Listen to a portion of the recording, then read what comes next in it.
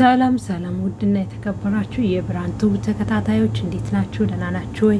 እግዚአብሔር ይመስገን እኔ ጋር ሰላም ነኝ። ሰላማችሁ ይበዛና የተትረፈረፈ ይሁን። ዛሬም እንግዲህ ያው በአዲስ ቪዲዮ መጥቻለሁኝ። ዛሬ ቪዲዮ ሁለት ነገሮችን ይዤ ነው የመጣሁት። አንደኛ ያው በጣም ብዙዎቻችሁ እየጠየቃችሁኝ ስላላችሁ በዛ ላይ አወራለሁኝ። ሁለተኛ ነገር ደግሞ በኩዌት ውስጥ የተከለከሉ ያው ነዋሪ ሆናችሁ በኩዌት ውስጥ ነዋሪ ሆናችሁ የተከለከሉትን ነገሮች ላይ ያው እናገራለሁ ማለት ነው። እና ሁላችሁም ቪዲዮ ስትጀምሩት መረጃው ለሌላችሁ እንዲደርስ ሼር እንድታደርጉ በትህትና ጠይቃችኋለሁ ማለት ነው። እና ሼር አድርጉ፣ ላይክ አድርጉልኝ። ለምታበረታቱኝ እጅግ በጣም አድርጌ ነው የማመሰግነው። እንግዲህ ብዙዎቻችሁ ብዙ ጊዜ ድምጽ አለ ትላላችሁ። ያው እንደምታውቁት ኩዌት ውስጥ በጣም ሙቀት አለ ማለት ነው። እና ከሙቀቱ የተነሳ ማቀዝቀዣው ድምጽ ነው የምትሰሙት ማለት ነው። እና ያው ይሄንን ለማሳሰብ ነው። ሲቀጥል ያው ባለፈው ቪዲዮ ሰርቼ ነበርና በዛ ቪዲዮ ላይ በጣም ብዙዎቻችሁ ስልክ ቁጥርሽ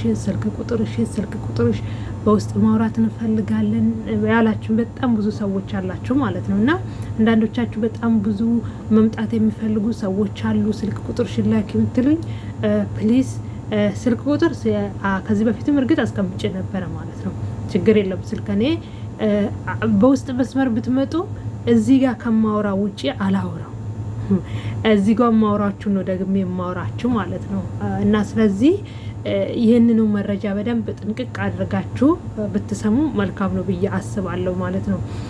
እና ስለዚህ ሌላ ምንም መረጃ የለም ከዚህ ውጪ ማለት ነው። ይህንን ነው ደግሜ የምነግራችሁ። ብዙዎቻችሁ በውስጥ መታችሁ ማለት ያናገርኳችሁም ታውቃላችሁ። ይህንን ነው ደግሜ የምነግራችሁ። ስለዚህ ያው በውስጥ መስመር እኔም ትንሽ ቢዚ ስለምሆን ቶሎ ላልመልስላችሁ እችላለሁ። ከደወላችሁም ደግሞ ስራ ላይ ሆኜ አሰሪ አጠገብ ሊኖር ስለምችል ላላነሳላችሁ ስለምችል ስልክ ለማስቀመጥ እኔም ፈቃደኛ አይደለሁም ማለት ነው። እና ይህንን ነው የሚመስለው። ሲጀመር በጣም ብዙ መምጣት የሚፈልጉ ሰዎች አሉና እኔ ደላላ አይደለሁም። እኔ ማዳም ቤት የሚሰራ አንድች የማዳም እንግዲህ የማዳም አገልጋይ ሊበል ማዳምን የማገለግላት ቤት ውስጥ የሚሰራተኛ ነኝ ማለት ነው። ስለዚህ እኔ ብዙ ሰው መምጣት ይፈልጋል የምትሉት ነገር እኔ የማውቀው ነገር የለም በዚህ ጉዳይ ማለት ነው። እኔ ከኔ የሚጠበቀው ምንድነው? ህዝቤ ገንዘቡን አለ አግባብ እንዳይበላ መረጃ መስጠት ብቻና ብቻ ነው። በዚህ መንገድ ያመጣሉ ብዬ ምላችሁ በዛ መንገድ ሄዳችሁ እንዳትጎዱ ነው መረጃውን እየሰጠዋችኋለሁ እንጂ የሚያመጡት ሰዎች አውቃለሁ ሪክሲዮስ እጄ ትመጣላችሁ ልላችሁ ፈልጌ አይደለም። ግን ሰዎች በሶማሌ በኩል ያመጣሉ እንደዚህ እንዲህ ይባላል የሚባለው ማለት በተጨባጭ ራስ የሚሰማውትን ነገር ነው አምጥቼ የሚነግራችሁ እንጂ እኔ ሰውን ከኢትዮጵያ ወደ ኩዌት አመጣለሁ እያልኳችሁ አይደለም። ነገር ግን እህት ካለቻችሁ ወንድም እዚህ ካላችሁ ሊያመጣችሁ ይችላል። እንዴት ያመጣል? እንግዲህ እዚህ ሀገር ማለት የሚፈልጉት ሰዎች ቪዛ ካሰሩላችሁ ቪዛ ከተሰራላችሁ በኋላ እህታችሁ ልትሆን ትችላለች። ወንድም ማምጣት ሊሆን ይችላል። እነሱን እናንተ አካባቢ ስራ ካገኛችሁለት ስራ ያገኛችሁለት ሰዎች ቪዛ ያሰራሉ። ሁሉ ነገሩን ጨርሶ ለእናንተ ቪዛውን ያስረክባሉ። እናንተ ወንድምም እህቶቻችሁን ማምጣት ትችላላችሁ። ከዛ ውጪ ግን በህገ ወጥ መንገድ የሚመጣ መጥቶ ራሱ ወፍ የለም። ዛሬ ስራ የለም። እዚህ የመጡ ቁጭ ያሉ በጣም ብዙ እህቶቻችን አሉ። በዚህ በሙቀት የሚዞሩ በብርድ ሰዓት ብርዱን ተቋቁሞ በቲሸርት እንደዚህ ታውቃላችሁ፣ የአረብ ሀገር ብርድ ማለት ነውና በቲሸርት የሚዞሩ ወንድሞች ነበሩ። የሚበሉ የሚጠጡ አጥቶ ስራ አጥቶ ማለት ነው። ስንት ከፍሎ መጥቶ 1 ሚሊዮን ብር 600 ኦር ከዛ በላይ ከፍሎ የመጡ ስላሉ ማለት ነው። ገብታችኋል? ደላላ አንድ ጊዜ ፕሮሰስ ለማስጀመር ነው ይሄን ያክል ትከፍያለሽ የሚለው።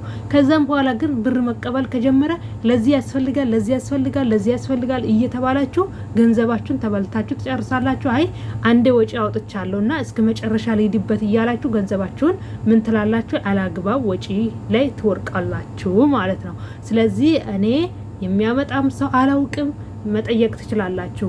ስለ ኩዌት መረጃም ደግሞ ስትፈልጉ ከዚህ በፊትም ብያቻለሁ። በቲክቶክ አካውንት የኢትዮጵያ ኮሚኒቲ በኩዌት የሚል አካውንት አለ። እዛ ላይ ገብታችሁ መረጃውን መስማት ትችላላችሁ። ኦር ደግሞ እዚህ በኩዌት ያሉ ኢትዮጵያውያን ትውልደ ኢትዮጵያውያን በጣም ጥሩ መረጃ የምንቀባበልበት ስራ ለሌላቸው ስራ የምንፈልግበት ግሩፕ አለ። እዛ ላይ ገብታችሁ መረጃውን መቀበል ወይንም ደግሞ መውሰድ ትችላላችሁ ማለት ነው። ከዛ ውጪ ግን ውድ ቤተሰቦቼ ኢትዮጵያ ውስጥ ያላችሁ ተረጋጉ። እዚህ የመጡ እህቶቻችን በጣም እየተቸገሩ ነው። ስራ የለም።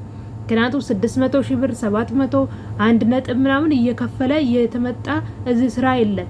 መጥቶ ሰው እኮ ስራ እንኳን ገብቶ እየሰራ ቢሆን መልካም ነው።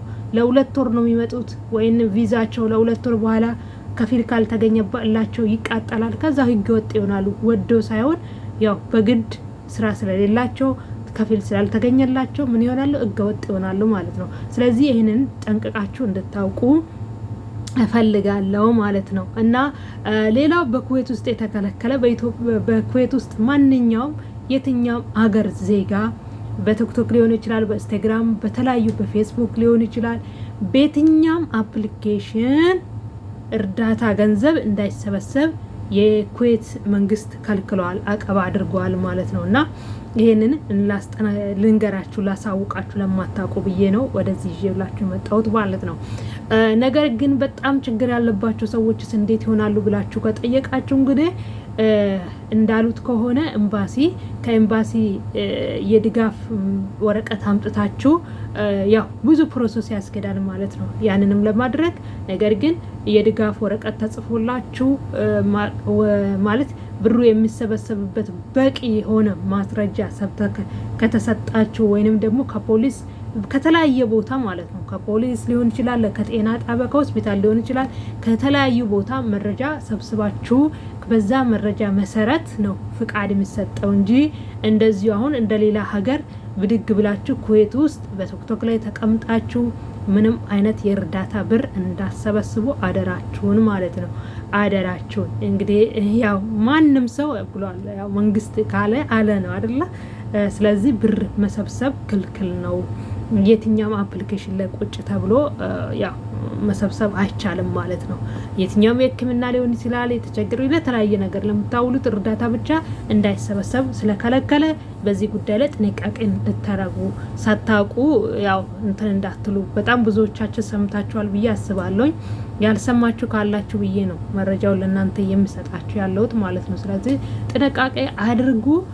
ያው አንድ ሀገር ውስጥ ስንኖር የሀገሪቷን ህግ ጠብቀን ስንኖር ራሳችንንም ያው መፍታችንን እናስከብራለን ማለት ነውና ይሄንን ነው የሚመስለው የዛሬው ማለት ነው። እና በጣም በሞም ያው ሹፌሮች ወደዚህ ሀገር የምትመጡ በጣም ጥብቅ አድርጓል። የሚገርማችሁ ነገር በቀደምታ ሴትዮ እንደዚህ ብላኝ ነበር። እኔ ያው ሚዲያ ላይ አይቼ አረብኛውን በደንብ ጥርት አድርጌ ማለት ይከብዳል የዜና ላይ ምናምንና ካየሁኝ በኋላ ሴትዮዋን ጠይቃታለሁ ማለት ነው። እና ስለ ትራፊክ አሁን ለምሳሌ ስልክ እያወራችሁ በተለያየ መንገድ ላይቭ ላይ ተቀምጣችሁ የምትነዱ ምናምን በቃ በጣም ብዙ ያው 150 ከመቶ እስከ 150 ዲናር ቅጣት እንዳለው ይሄም መረጃ ወጥቷል። ስለዚህ ጥንቃቄ አድርጉ።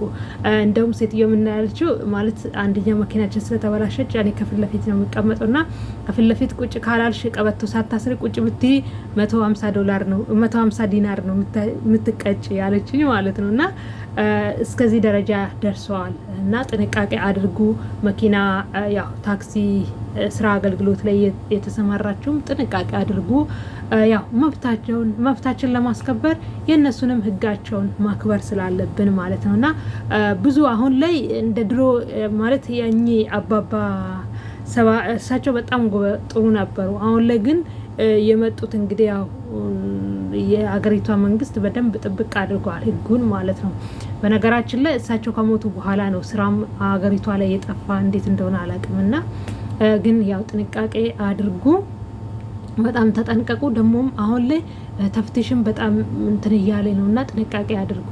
ያው ወረቀት የሌላቸው እህቶቼ ማለት ነውና ጥንቃቄ አድርጉ።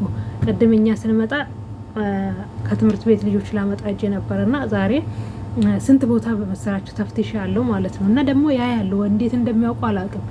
እኔ አሁን መኪና ቆማ አልተፈተሽንም፣ ግን ሌሎቹ መኪና አስቆመው ምናምን ይፈትሻሉ።